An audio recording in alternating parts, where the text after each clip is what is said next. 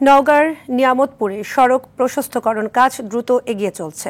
নিয়ামতপুর মান্দা হয়ে চাঁপাইনবাবগঞ্জ ও রাজশাহী সংযুক্ত গুরুত্বপূর্ণ সড়ক এটি।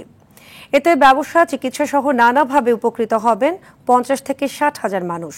উপজেলার গ্রামগুলো শহরে পরিণত করার লক্ষ্যে স্থানীয় সরকার প্রকৌশল অধিদপ্তর এই কাজ করছে। নওগাঁ প্রতিনিধি আরিফুল হক সোহাগের তথ্যচিত্রে জানাচ্ছেন নাদিরা সুলতানা। বরেন্দ্র অঞ্চলের এঁটেল মাটির উপর নির্মিত এই সড়কটি 12 ফুট থেকে 18 ফুটে উন্নীত করা হচ্ছে। নওগাঁর নিয়ামতপুর মান্দা হয়ে এটি সরাসরি সংযুক্ত হয়েছে চাঁপাইনবাবগঞ্জ এবং রাজশাহীর সঙ্গে। প্রায় 13 কিলোমিটার দীর্ঘ এ সড়ক নির্মাণে বরাদ্দ প্রায় 23 কোটি 86 লাখ টাকা।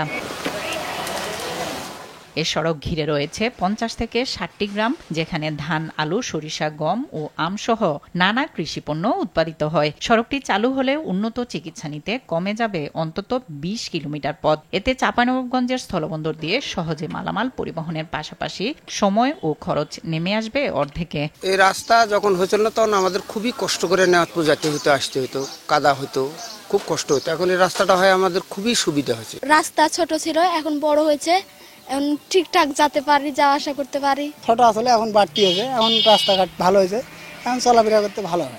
এই দিক দিয়ে যদি আমরা রাজশাহী যাই, তাতে করে আমরা 19 কিলোমিটার রাস্তা সাশ্রয় হব।